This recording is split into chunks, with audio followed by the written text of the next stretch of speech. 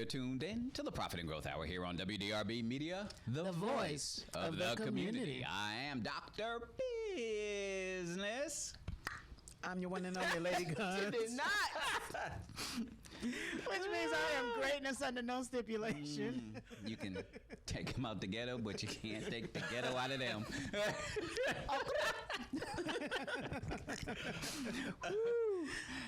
Joining us here in the studio, I am QT, the host of High Vibes Radio. You can catch my show every Friday at 10 p.m. Eastern Standard Time.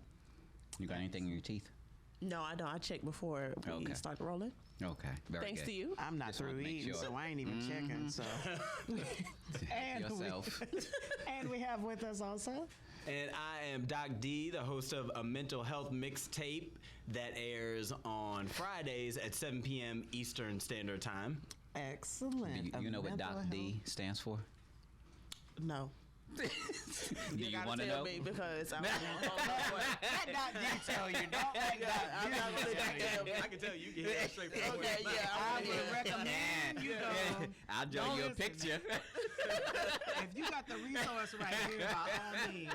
let me just say I'm just saying, Do not Doc D. ask It's Siri like, when the answer's right here. He must be proud. They call me Doc D. No, Yeah. We're done. We're done. All right. Well, Yeah. Nice having you. Thank you for having me. I'm so glad you're here. I look forward to listening to your show in a safe environment. in a safe environment. Doc D, what is you the doctor of? I am a doctor of psychology. Not like Dr. Pimple Popper. Oh, no. Not- No. My feet are Podiatrist? killing me. Negative. No. No. No, none of that. Of the mind. Do you do colonoscopies? No. No. Not at all. Stay away from any of those things. Wait. And if you say yes, his next question was, "Are you in the BART exchange?" We get a colonoscopy and barter. Please, what do you get in exchange for said cleansing and view? So you can bottle that, turn it into cologne. No. That's a rare scent. So, doctor, I love it. psychology. Psychology, yes. What got you into that? So I was the person who people would always come to when I was younger and ask questions and seek advice from. Mm-hmm. So I figured I might as well turn this into something profitable. Absolutely. So that was primarily one of the reasons. The second reason is when I was a senior in high school, I lost a sister to homicide. Oh, wow. And so at that point, I kind of went on this journey of therapy. Okay. I went on. That means she got murdered. She was murdered. She was shot. murdered, yes. Something. Okay. She wasn't shot. What, stabbed, shanked. What? No. What? She was raped and strangled. Oh, God. Wow. Yeah. So it was actually her and her roommate. The story has actually been on the ID channel a couple of times. So I know a lot of people who they'll randomly turn into or tune into the story and be like, I saw the story about your sister. Yeah. Wow. Wow. So yeah, it's interesting. But so I went through my own journey of therapy, individual, group, and it was really helpful in my own healing. And so I figured if I could take that and use this to help other people who may have gone through similar situations, Okay. that's what I wanted to do. So. So you work primarily with those that have disturbing pasts or traumatic episodes and, you know, not just, he left me and it was for Mickey with the good hair and I gave him everything. Oh my God, like everything. I even ironed his socks. That's not. I can't sit with that. That's the reason why we brought her here today. Really? You can't leave me too. You can't leave me too, dog. Abandonment. Yeah. Here it goes again. You come around putting labels on Clearly. folks. Got it.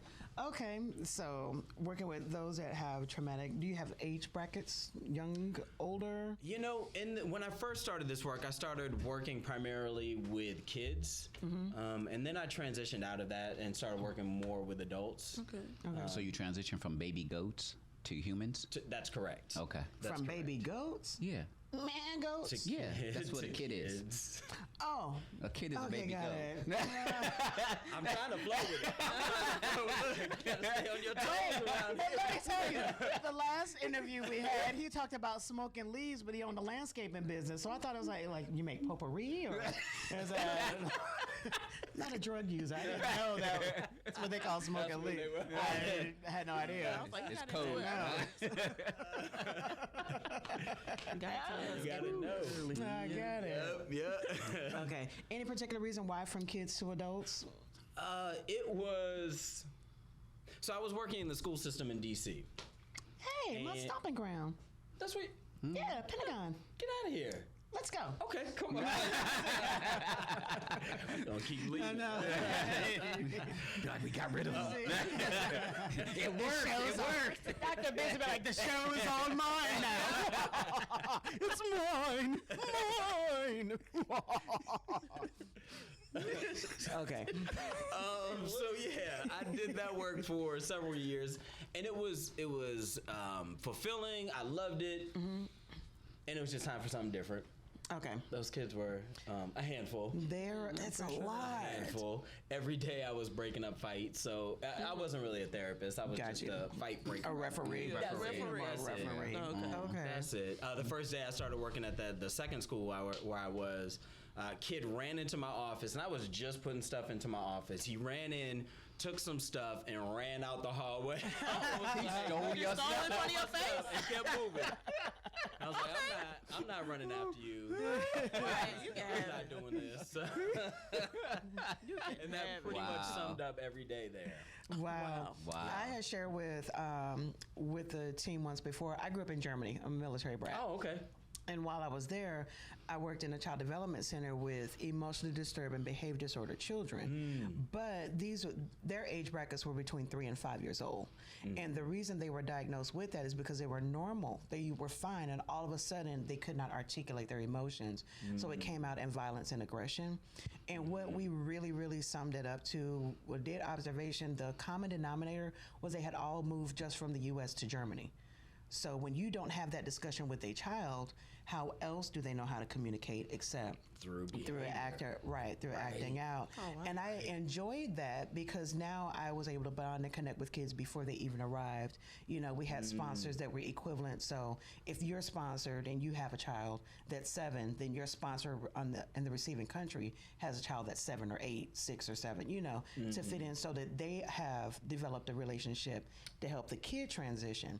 When I moved from Germany to the U.S., I'm going to the next development center thinking I'm doing the same thing. That lady was like, can I get you to change a diaper? I was like, oh, whose diaper? No, ma'am. That's not what I signed up for. Wait, I'm like, these kids still wear diapers? Like, what kind of? She was like, no, I need you to go to the baby room. I was like, Let me go ahead. yeah.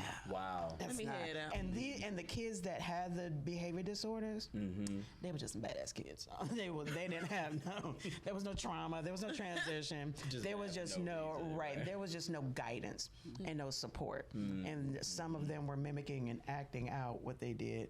Why did you share diapers with me? It's not Training diapers, pants? it's pull-ups. See? Oh, it's time. Yeah. So Dr. Business has a grandson, and apparently he's being asked to purchase some pull-ups. Is that what you got out of that?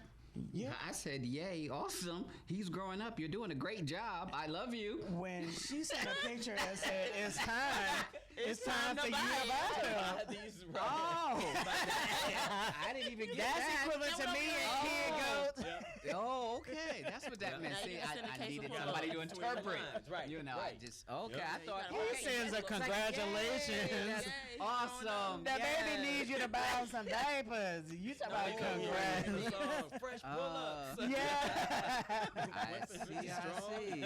Okay. Excellent. So what you say? What you say? I said it's time to send a case of pull-ups. No, before. That was it. What you? That was it. She asked me if premarital sex was okay. No, I did So not. I did not. I told her to ask you. know. So I just wanted to get your take on it. So We yeah. did. I don't know. She just be whispering stuff, you know. I'm just the messenger. That's all I am. I'm just the messenger. Wait, Doc, I used to, when I worked at the Pentagon, people would, if we had a briefing, they would be like, okay, so bring this up. And they would ask me to present the things and stuff. They set you up. Yep. No, I was the one that would. Like, I was that one that would say, and there's been an inquiry as well. When they get that any other questions, like, I'll Yeah, let you that's get through you. the agenda, but when any other questions, You keep the meeting long. right here. Yeah. Okay. I'll ask goes. it. Right, right. And it's funny because I would ask, if you tell me earlier, I said people will relay the messages you deliver it. They relayed the message to me. They're like, why didn't you tell him? I was like, you didn't tell me to tell him all that. You just told me to ask, can we not have square pizza in the cafeteria anymore? You didn't tell him that you wanted Papa John's, and like, you didn't tell me what kind. You just They said, gotta include why we that. gotta have this? Right. That was it. So he is that one. Right. Based upon her Yes. inquiry. He's asking I'm for asking he asking for a friend. For He asking her. for a friend. Yeah, for her. Yeah. Pulled out the Now, are you in a faith-based psychologist or No, what is more that like? spiritual. Okay. More spiritual, yes. Okay. What's the difference? So I was working about a year or so ago. I was working at a place called CareNet, where it was very much spiritually and religious based. And I was there for about a year, and then I transitioned to working on my own. So that really helped me in that journey as well. Okay. To help people, because what I see is so many people are looking for something else outside of themselves, and sometimes they just don't know where to find it.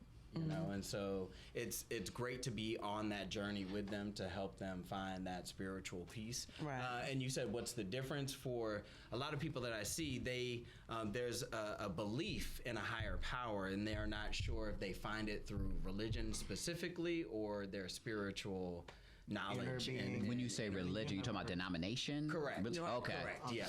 Yeah. Okay. Yep. And I look at religion as a label, but I look at spirituality as a relationship. That's correct. Something everybody needs. That's that exactly.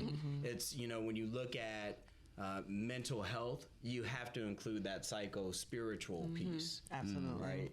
If not, you're missing a whole thing. part Of a person. You gonna connect. right, right, Right. exactly.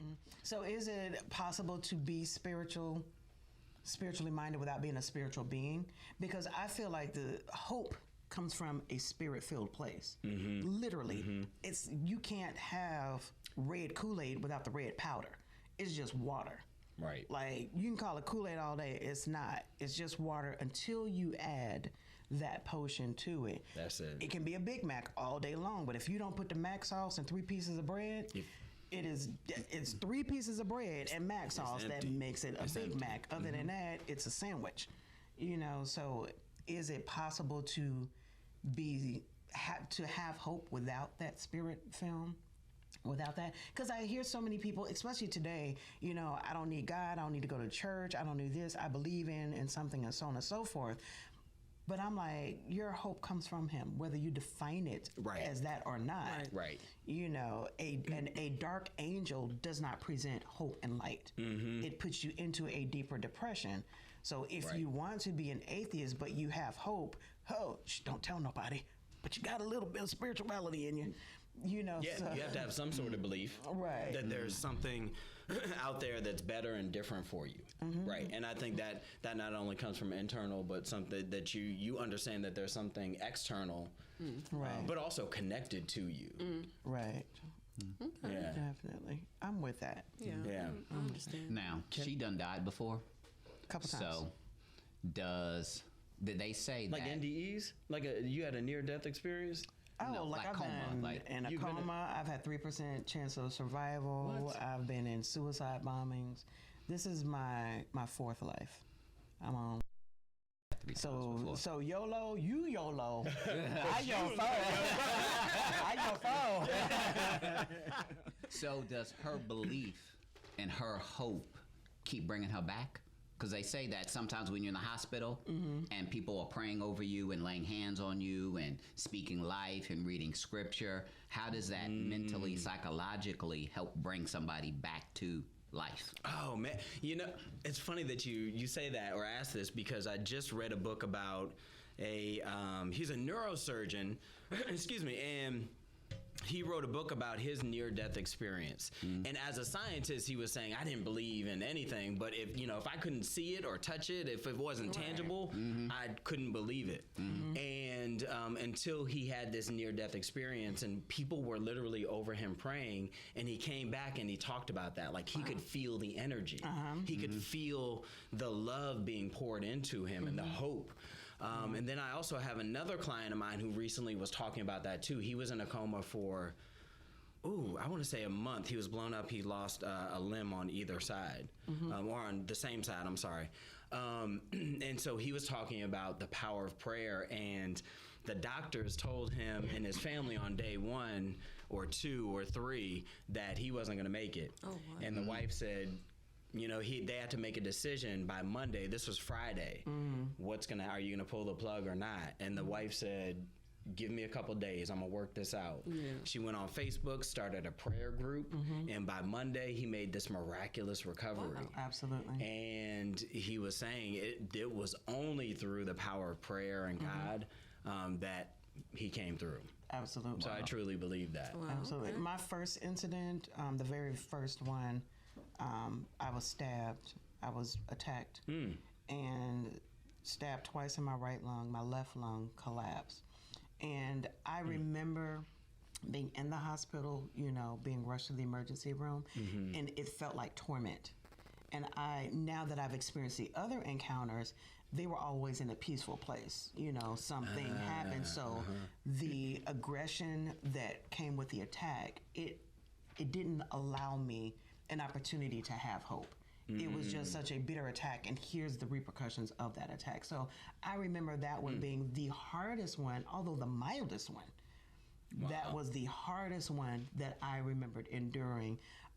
After being, again, on life support, having my lungs rehabilitated and everything, I also remember coming out, and then I found the peace.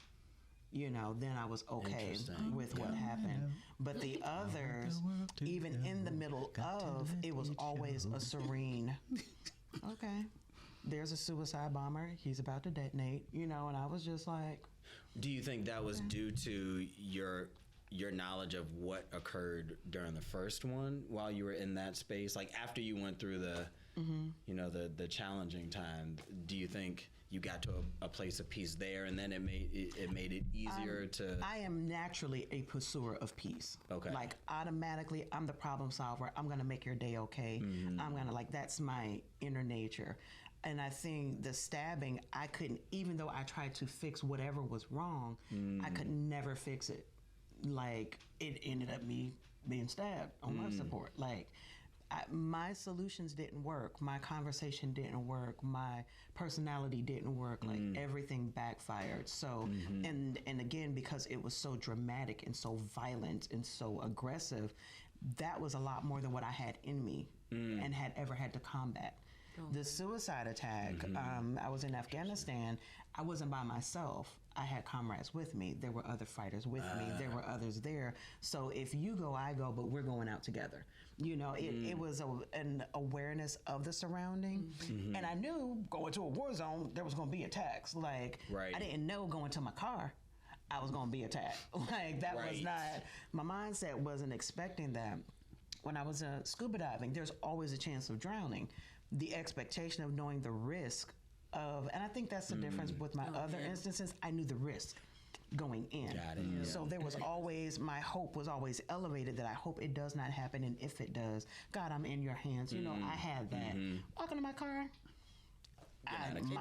I got a full tank of gas and I'm finna start it and we finna go. Like, Right. I wasn't even It's there. not even on your radar at that Right. And then you couldn't help problem solve. You couldn't solve the problem either. No, Right. And so that's probably hard to heal from. and it was. But I think the first one was probably the most aggressive. So that's probably what happened to me when I had my bullet wound. I had an expectation Family. that I would. This brother had a biopsy done, It is a bullet wound. and all of a sudden it looked like a.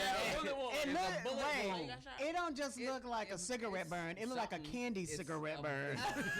It's above my heart. And if he had gone just a few inches deeper, that would have been it for me.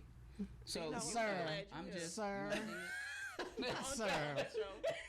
Family, don't go anywhere. Stay tuned to before we go, tell people the name of your show and how they can tune in and Sure, it is. quickly. It is before a he mental take health. his shirt off. A mental health mix. Right. Go ahead.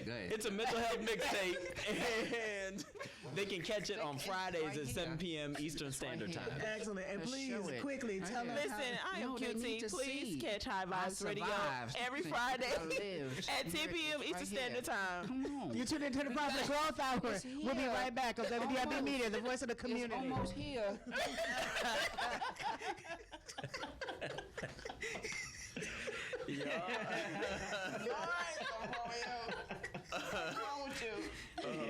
He deal with traumatic events. That was traumatic for me.